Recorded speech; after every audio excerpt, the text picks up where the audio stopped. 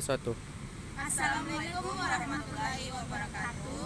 Perkenalkan kami dari kelompok 6. Nah, jadi di sini kami akan membawakan materi mengenai ketahanan nasional. Dengan saya sendiri atas nama Yulianti Koralo dengan NIM 220108502016. Baik, dengan saya sendiri bernama Vin Burhanuddin dengan NIM 220108502015. Dan dengan saya sendiri Putri Dwi Ayu Reski Faira Tahir dengan NIM 220108502012. Baik, ketahanan nasional merupakan suatu tanggung jawab yang seharusnya diemban oleh seluruh rakyat Indonesia, baik itu oleh warga sipil maupun oleh pemerintah. Sebab apa? Sebab ketahanan nasional harus selalu dijaga dan dikembangkan agar di dalam suatu kehidupan bermasyarakat dan bernegara bisa terjamin. Di dalam suatu negara pasti ada saja masalah-masalah yang dapat mengancam suatu ketahanan nasional, baik itu dari isu SARA, konflik di dalam negara, agresi militer, dan bencana alam. Pengertian ketahanan nasional. Nah, ketahanan nasional ini merupakan suatu kondisi ideal yang dimiliki oleh suatu negara dalam mengembangkan kekuatannya, sehingga negara tersebut dapat menghadapi berbagai macam-macam ancaman yang datang mengganggu keberlangsungan bangsanya, baik itu ancaman dari luar maupun dari dalam dan keluar. Konsep ketahanan nasional ini adalah sebuah pedoman yang digunakan untuk meningkatkan suatu kekuatan bangsa dan mengembangkan kekuatan nasional dengan menggunakan pendekatan kesejahteraan tanpa merubah makna di dalamnya sendiri.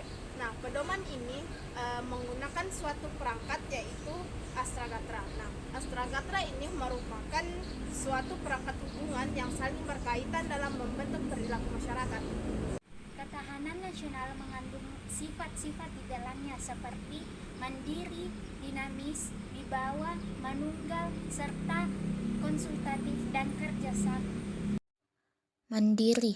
Mandiri artinya ketahanan nasional ini harus percaya penuh pada kemampuan negara itu sendiri. Suatu negara harus memiliki prinsip tidak mudah menyerah dengan bertumpu pada identitas, integritas, dan kepribadian bangsa. Kemandirian ini merupakan salah satu syarat untuk digunakan dalam menjalin kerjasama dalam perkembangan global. Sifat yang kedua yaitu dinamis. Dinamis berarti ketahanan nasional akan selalu berubah-ubah, baik itu meningkat maupun menurun sesuai dengan kondisi dan situasi dari suatu bangsa. Oleh sebab itu, ketahanan nasional ini harus berorientasi pada masa depan yang selalu berkembang, sehingga ketika nantinya ada perkembangan zaman, ketahanan negara akan siap menghadapinya dan tidak goyah. Yang ketiga yaitu wibawa. Wibawa berarti ketahanan nasional harus selalu meningkatkan kualitasnya sehingga bisa diperhitungkan oleh negara lain. Dengan kewibawaan itu, suatu negara akan lebih disegani oleh negara lain. Yang keempat yaitu manunggal. Manunggal berarti ketahanan nasional harus mewujudkan kesatuannya yang seimbang di antara semua aspek bernegara. Kemudian yang terakhir yaitu konsultatif dan kerjasama. Asas ini menjelaskan bahwa ketahanan nasional menuntut suatu negara untuk selalu mengedepankan sikap-sikap non-konfrontatif dan non-provokatif. Artinya, suatu negara harus mengedepankan sikap konsultatif dan kerjasama dalam menghadapi suatu tantangan yang datang mengancam keamanan dari suatu negara. Selanjutnya yaitu asas-asas ketahanan nasional. Nah, asas ketahanan nasional ini merupakan pedoman dari nilai-nilai Pancasila dan Undang-Undang 1945 serta wawasan Nusantara. Asas-asas ketahanan nasional ini berupa asas kekeluargaan, asas kesejahteraan dan ketentraman, asas mawas ke dalam dan keluar, serta asas komprehensif integral. Asas kesejahteraan dan ketentraman. Asas pertama ini menjadi kebutuhan yang wajib dipenuhi untuk masyarakat. Dengan adanya dua aspek tersebut, suatu kehidupan nasional akan berlangsung dengan lebih baik lagi, seperti yang telah dijelaskan sebelumnya pada konsepsi ketahanan nasional bahwa kesejahteraan dan ketenteraman ini tidak bisa dipisahkan dan saling mempengaruhi satu sama lain. Asas komprehensif integral.